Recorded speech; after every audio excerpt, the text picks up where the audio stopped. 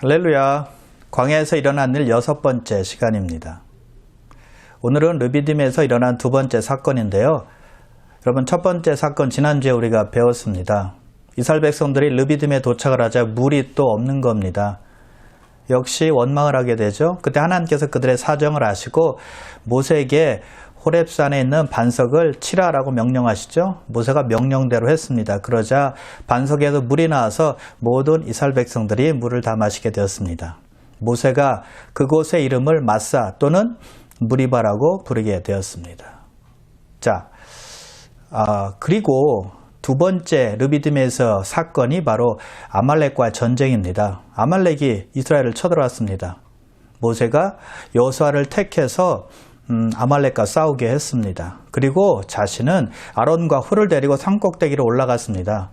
산꼭대기로 올라가서 여호수아가 이스라엘 백성들과 함께 아말렉과 싸울 때 그는 높이 손을 들었습니다. 그럴 때 이스라엘 백성들이 이겼습니다. 근데 피곤해서 손을 내리면 아말렉이 승리를 하게 되었습니다. 그것을 본 아론과 훌이 큰 돌을 가져다가 모세로 앉게 하고 양손으로 모세의 양팔을 높이 들었습니다. 모세의 팔이 내려오지 않자 결국 이스라엘 백성들이 대승을 거두게 되었습니다. 모세가 그곳의 이름을 여호와 니시라고 부르게 되었습니다. 자, 이것이 오늘 우리가 살펴볼 줄거리입니다. 자, 오늘 전쟁에서 승패를 뚜렷하게 보여주는 한 가지가 있습니다. 모세의 손이었습니다. 그의 손이 올라가면 전쟁에서 이기게 되었지만 손이 내려오면 아말렉이 이기게 되었다는 것입니다. 모세의 손의 위치에 따라서 전쟁이 엎치락 뒤치락하게 되었다는 것이죠. 자, 그래서 이 아말렉과의 전쟁은 모세가 손을 드느냐 손을 내리느냐에 따라서 승패가 결정이 되었다라는 것을 우리에게 보여주고 있다는 것입니다. 즉, 우리의 싸움은 기도에 달려 있다라는 것을 우리에게 알려주고 있는 것입니다. 영어 속담에 펜이 검보다 강하다라는 말이 있습니다. 이 말을 오늘 본문과 연결시키면 참 좋을 것 같아요. 기도가 검보다 강하다라는 말을 표현하면 딱 맞을 것 같습니다. 이것이 바로 모든 우리 크리스찬들에게 해당되는 말이라는 것이죠. 우리가 싸우는 전쟁은 이 세상과 육체와 마귀와의 싸움인데 승패의 결정은 바로 기도에 있다는 것이죠. 에베소서 6장 11절입니다. 마귀의 간계를 능히 대적하기 위하여 하나님의 전신갑주를 입으라. 우리의 대적은 마귀라는 것입니다. 우리의 싸움은 보이는 이 세상이 아니라 보이지 않는 영적인 마귀와의 싸움, 전쟁이라는 뜻이죠. 그래서 바울은 몇 가지 전신갑주를 위한 설명을 해주고 있습니다. 진리의 허리띠를 띠라, 의의 호심경을 붙이라, 평안의 복음을 신어라, 믿음의 방패를 가지고 구원의 투구를 쓰고 성령의 검, 곧 하나님의 말씀을 가지라라고 우리에게 권면해 주고 있습니다. 그리고는 마지막으로 이렇게 말합니다. 모든 기도와 간구를 하되 항상 성령 안에서 기도하고 이를 위하여 깨어 구하기를 항상 힘쓰라. 성령 안에서 항상 기도하기에 힘쓰라는 것이죠. 마귀와 싸울 때 반드시 필요한 도구가 기도라는 거예요. 그래서 예수님께서 시험에 들지 않게 깨어 기도하라라고 말씀하신 것이죠. 자, 여러분, 우리가 만일 기도하지 않으면 어떻게 될까요? 전쟁에서 패배하기 시작할 것입니다. 아무리 우리가 진리의 허리띠를 띠고 의의 흉배를 붙이고 믿음의 방패를 가지고 있고 구원의 투구를 쓰고 있고 성령의 검을 가질지라도 하나님을 전적으로 의지하지 않는다면, 하나님의 도움을 우리가 요청하지 않는다면 우리가 온전히 마귀와 대항해서 설 수 없고 마귀에게 승리하기는 힘들 것입니다. 최후의 승리는 우리 것이 될 수가 없다는 거예요. 대신 우리는 진리에서 멀어져서 진리가 아닌 것을 따라가게 될 것이고 유혹에 굴복하게 될 것이고 또한 우리는 의심과 낙심에 빠지게 될 것입니다. 기도하지 않으면 영적 패배를 의미한다는 것입니다. 여호수아처럼 육신적으로 아무리 용맹스럽게 잘 싸운다 할지라도 모세처럼 기도하지 않으면 우리에게 승리는 없다는 것이죠. 자, 왜 우리가 기도에 의지해야 될까요? 왜 기도가 가장 효과적인 영적인 무기가 될까요? 왜 기도가 승리와 패배 차이를 만들어낼까요? 간단합니다. 승리와 패배의 차이는 우리에게 있는 것이 아니라 하나님께 있기 때문입니다. 우리의 싸움은 하나님께서 역사하시느냐 역사하시지 아니하느냐 여기에 달려있다는 것이죠. 기도로 하나님께 의지하고 기도로 무장할 때 전쟁에서 승리할 수 있다는 것입니다. 우리의 싸움은 우리의 전쟁은 칼에 있지 않고 하나님께 달려있기 때문입니다. 하나님께 전쟁이 속해 있기 때문이죠. 그런데 잊지 말아야 될 것이 한 가지 있습니다. 기도의 자세입니다.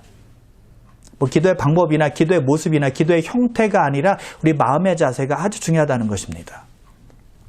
어떤 분들은 오랫동안 오래 기도해야 된다라고 말씀합니다. 또 어떤 분들은 크게 기도해야 된다라고 말씀합니다. 또 어떤 분들은 새벽에 기도해야 된다고 주장합니다. 다 옳습니다. 다 그렇게 해야 됩니다. 그런데 기도 자체보다도 더 중요한 것은 능력 있는 기도를 하느냐라는 것입니다. 그렇다면 어떤 기도가 영적 전쟁에서 승리할 수 있는 기도가 될까요? 어떤 기도가 하나님으로부터 응답받는 기도가 될 수 있을까요? 엘리야가 비를 내려달라고 갈멜산 꼭대기에서 기도를 합니다. 여러분, 엘리야가 어떻게 기도했는지 여러분 기억나십니까? 두 무릎 사이에 머리를 집어넣고 기도했습니다. 그랬더니 하나님의 응답이 왔습니다. 비가 하늘에서 막 쏟아지기 시작합니다. 자, 여러분, 엘리야가 머리를 두 무릎 사이에 집어넣고 기도했기 때문에 비가 왔을까요?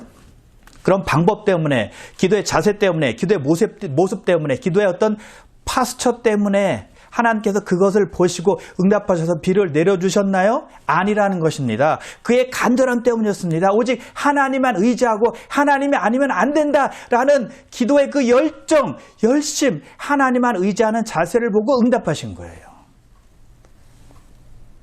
그래서 야고보서에서 야고보 기자가 이렇게 증거해주고 있죠. 5장 17절, 18절인데요. 엘리야는 우리와 성령이 같은 사람이로되 그가 비가 오지 않기를 간절히 기도한 즉 3년 6개월 동안 땅에 비가 오지 아니하고 다시 기도하니 하늘이 비를 주고 땅이 열매를 맺었느니라. 여러분, 엘리야가 특별해서입니까? 하나님께서 엘리야를 특별히 더 사랑하셔서 그의 기도를 응답해 주셨나요? 아니라는 것입니다. 그도 우리와 성정이 같은 사람이다라고 성경은 말씀하고 있죠. 우리가 똑같은 인간이라는 것입니다. 근데 어떤 차이였느냐? 간절함의 차이였다는 것이죠. 얼마나 하나님을 의지했느냐라는 차이라는 것이죠. 하나님이 아니면 안 된다라는 간절한 열정과 열심과 하나님만 붙들고 기도했느냐, 거기에 따라서 차이가 있다는 것이죠. 이런 차이가 능력의 기도를 만들어낸다는 것입니다. 하나님만 절대적으로 믿는 기도입니다. 하나님만 절대적으로 신뢰하는 것입니다. 하나님이 아니면 안 된다라고 하나님만 붙들고 하나님만 매달리고 하나님께만 다 맡기고 기도하는 기도가 될 때 능력 있는 기도, 마귀를 쫓아내는 기도, 승리하는 기도가 될 수 있다라고 우리에게 알려주는 거예요. 아무리 열심히 기도한다 할지라도, 아무리 크게 기도한다 할지라도, 아무리 새벽에 밤에 계속해서 기도할지라도 하나님을 절대적으로 의지하지 않는다면 능력 있는 기도가 될 수 없다는 것이죠. 그래서 중요한 것은 간절한 기도가 있느냐 없느냐에 따라서 차이가, 기도 응답의 차이가, 승리한 기도가 되는지 안 되는지 알 수가 있다는 것이죠. 하나님을 절대적으로 신뢰하는, 하나님 말씀은 반드시 이루어진다라는 믿음을 갖고 그 말씀 붙들고 기도하느냐가 기도의 응답의 승패를 결정한다라고 볼 수 있다는 것이죠. 자, 이 기도를 다른 말로 표현하면 하나님의 영광을 위한 기도다라고 말할 수 있습니다. 승리는 하나님께 있다는 것을 믿고 기도할 때 하나님께 영광을 돌리는 기도가 된다는 것이죠. 모세가 손을 들었는데 어디에 가서 손을 들었죠? 산 꼭대기에 가서 들었습니다. 모든 사람이 다 볼 수 있도록 기도했다는 것이죠. 기도하는 것을 사람들에게 자랑하기 위해서 그렇게 했나요? 생색내기 위해서 그렇게 했나요? 아니었다는 것입니다. 모세가 하나님을 의지하고 기도할 때 하나님의 능력이 임한다는 것을 보여주기 위함이었습니다. 모든 사람이 하나님의 역사하심을 보고 하나님의 영광을 돌리게 하기 위함이었다는 것이죠. 하나님께서 승리케 해주셨다. 하나님께서 이기게 해주셨다라는 걸 사람들이 다 알 수 있도록 산 위에 가서 기도한 것입니다. 그렇게 모세가 하지 않고 이스라엘 백성들이 이겼다고 생각해 보십시오. 이스라엘 백성들이 어떻게 했을 것 같습니까? 자기들이 힘과 능력으로 이겼다고 생각했을 것입니다. 자기들을 자랑하겠죠. 여호수아가 군대를 잘 이끌어서 승리하게 되었다라고 생각하게 될 겁니다. 자신들을 위한 축제가 벌어졌을 것이고 하나님이 아니라 자신들에게 영광을 돌렸을 것입니다. 우리가 기도해야 되는 이유가 바로 여기 있는 것입니다. 우리가 기도할 때 하나님께서 기도를 들으시고 하나님께서 역사하셨다는 것을 보고 하나님께 영광을 돌릴 수 있다는 것이죠. 나의 능력이 아니라 하나님의 능력이었구나.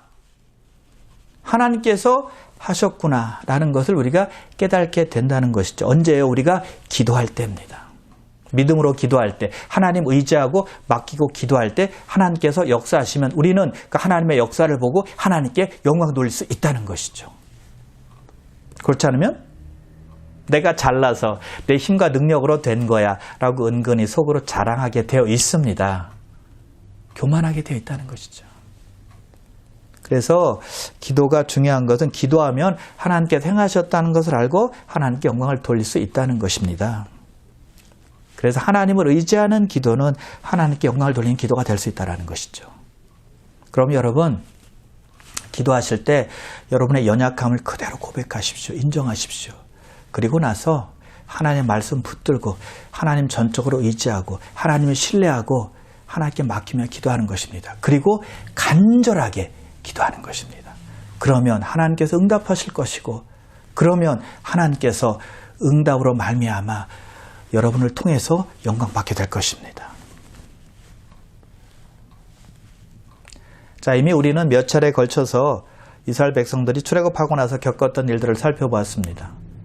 먼저 마라에 도착했을 때 물은 있었는데 물이 써서 마실 수가 없었어요.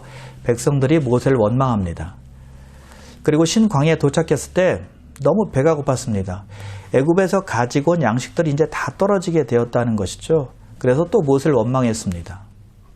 그리고 르비딤에 도착을 했는데 물이 없는 겁니다. 그러자 모세를 또 원망했습니다. 자, 이 세 가지의 사건을 종합해 보면 이 세 가지의 갈등, 어떤 원망은 전부 그들 안에서 일어난 이야기라는 것이죠. 외적인 문제나 외적인 갈등으로 인해서 생긴 것이 아니었다는 것입니다. 백성들 안에서 일어났던 갈등이었다는 것이죠. 내적인 문제, 내적인 갈등이었다는 것입니다. 즉 내적인 전쟁이었다는 것이죠. 그들의 불신과 불신앙으로 말미암아 불만족 때문에 생겨난 것이었습니다. 마음에서 시작이 된 것이죠. 하나님을 신뢰하지 못해서 생긴 일이었다는 것입니다. 내적 전쟁이었습니다. 그런데 아말렉이 쳐들어왔습니다. 아말렉은 내부의 사람이 아닙니다. 외부에서 적이 와서 아말렉과 싸우게 되었다는 것이죠. 즉 아말렉과의 싸움은 외부와의 전쟁이었다는 것이죠. 자, 그래서 우리에게는 이런 내적인 전쟁도 있고 외적인 전쟁도 있다는 겁니다. 마귀의 역사가 그렇다는 것이죠. 내적으로 하나님을 믿지 못하게 해서 갈등하게 만드는가 하면 외적으로 사람이나 환경을 통해서 또 공격하고 시험에 빠지게 한다는 것이죠. 자, 그런데 우리 예수 믿는 사람들은 영적으로 보면 애굽에서 탈출되어서 이제는 영광의 땅으로 향하고 있는 사람들입니다. 예수님께서 십자가에서 죽으셨기 때문에 우리는 궁극적으로 승리한 사람들이 된다는 것이죠. 그래서 바울이 골로새서 2장 15절에 이렇게 말하고 있습니다. 통치자들과 권세들을 무력화하여 드러내어 구경거리로 삼으시고 십자가로 그들을 이기셨느니라. 통치자들과 권세는 마귀를 의미하는데요. 그들을 십자가에서 승리하심으로 무력화했다라고 말씀하고 있는 것입니다. 그들을 구경거리로 삼으셨다라고 말씀하고 있는 것이죠. 그 당시 로마는 전쟁에서 승리하면 로마로 이제 개선할 때 포로들을 끌고 와서 로마 시민들에게 보여주었습니다. 이겼다라는 것을 알려주는 것이죠. 포로들을 사람들의 구경거리로 삼은 것입니다. 마찬가지로 예수님께서 십자가에 죽으심으로 말미암아 마귀에게 그렇게 하셨다는 것입니다. 사탄의 권세를 짓밟아서 마귀를 무장해제시키고 그것을 사람들에게 보여주신 것입니다. 구경거리로 만든 겁니다. 자, 그래서 이제 예수 그리스도를 믿는 사람들은 죽음과 지옥의 권세에서 자유롭게 되었습니다. 할렐루야. 놀라운 축복이 임하게 되었다는 것이죠. 그런데 문제는 원수 마귀는 아직 항복하지 않았다는 것입니다. 마귀는 우리가 순례길을 걸어갈 때 우리를 공격하려고 매복하고 있다는 겁니다. 귀에만 엿보고 있다는 것이죠. 적들이 하는 것은 무엇입니까? 뻔합니다. 세상에 물들게 해서 세상과 타협하게 만들고 세상과 동화해서 살게 하는 것입니다. 신앙생활이 아니라 나를 만족하기 위해서 종교생활을 할 수 있도록 형식적인 종교생활을 하도록 자꾸 유도하는 것이죠. 그래서 수많은 유혹의 화살들, 수많은 시험의 화살들을, 수많은 낙심의 화살들을 우리에게 쏘아대고 있는 것이죠. 한마디로 말하면 육신의 정욕, 안목의 정욕, 이생의 자랑을 위해서 살라라고 하는 것입니다. 그것이 마귀의 계략이죠. 그래서 결국 그들이 원하는 것은요, 성숙하지 못한 크리스찬으로 만드는 거예요. 아주 약한 크리스찬으로 만들어버리는 것입니다. 그러면 교회도 당연히 약해지겠죠. 그러면 복음의 일을 잘 감당하지 못하게 된다는 겁니다. 고린도후서 4장 4절인데요. 그중에 이 세상 신이 믿지 아니하는 자들의 마음을 혼미케 하여 그리스도의 영광의 복음의 광채가 비치지 못하게 함이니 그리스도는 하나님의 형상이니라. 이 세상의 신인 마귀가 사람들의 마음을 혼미케 해서 사람들이 복음을 받아들일 수 없도록 한다는 것입니다. 뒤에서 조종한다는 것입니다. 그럴 때 복음이 사람들에게 들어가지 못하도록 하는 거예요. 그래서 예수님께서 십자가에서 승리함으로 마귀를 무장해제시키셨지만 아직은 마귀가 완전히 항복하지는 않았다는 것이죠. 우리가 천국에 들어갈 때까지 우리를 괴롭히고 시험에 들게 하고 유혹하고 침체하게 만들고 낙심하게 만들 것입니다. 그래서 복음을 전하지 못하게 하는 것입니다. 그래서 우리가 할 일은 너무 자명하지 않습니까? 기도해야 된다는 것이죠. 능력 있는 기도, 승리하는 기도를 해야 된다는 것입니다. 전능하신 하나님만 믿고 의지한 간절한 기도가 우리에게 필요한 줄 믿으실 바랍니다. 자, 이스라엘 백성들이 아말렉과 싸움에서 승리를 거두게 되었습니다. 그때 모세가 제단을 쌓고 그곳의 이름을 여호와 니시라고 부르게 되었습니다. 여호와는 나의 깃발, 그런 뜻입니다. 여호와는 나의 승리, 그런 뜻이에요. 자, 여기서의 깃발은 군대의 깃발을 말하는 것이죠. 군대의 깃발은 무엇을 상징할까요? 어떤 역할을 할까요?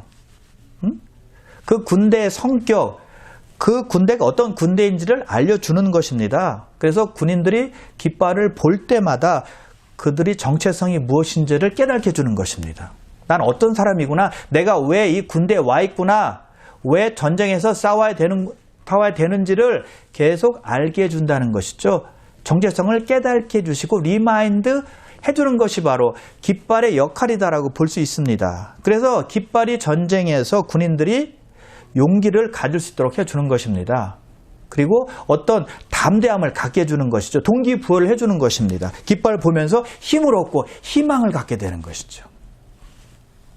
그래서 모세가 여호와의 니시, 여호와는 나의 깃발, 이렇게라고 부르게 된 것입니다. 이제부터 이스라엘 백성들이 적과 싸울 때 그들의 깃발 대신 하나님을 바라보며 싸우면 되는 것이었습니다. 그러면 승리할 수 있게 된다는 것이죠. 그런데 여러분, 우리 모두도 승리의 깃발을 가지고 있다는 사실입니다. 여호와의 깃발을 가지고 있다는 것입니다. 그것을 통해서 우리가 누구인지 정체성을 알게 되고 우리가 누구에게 속한지를 알게 되고 그 깃발을 바라보면서 승리할 수 있게 된다는 것이죠. 이사야 11장 10절입니다. 그날에 이새의 뿌리에서 한 싹이 나서 만민의 기치로 설 것이요 열방이 그에게로 돌아오리니 그가 거한 것이 영화로리라. 만민의 기치라는 그 말에서 기치라는 단어는 영어 성경에 보니까 NIV에서 배너 이렇게 되어 있습니다. 배너, 깃발이라는 뜻이죠. 누가요? 이새의 뿌리에서 나올 한 싹, 누굽니까? 예수 그리스도입니다. 고로 예수 그리스도께서 우리의 깃발이 되신다는 것입니다. 그래서 그 깃발을 바라보고 의지하고 싸우라는 것이죠.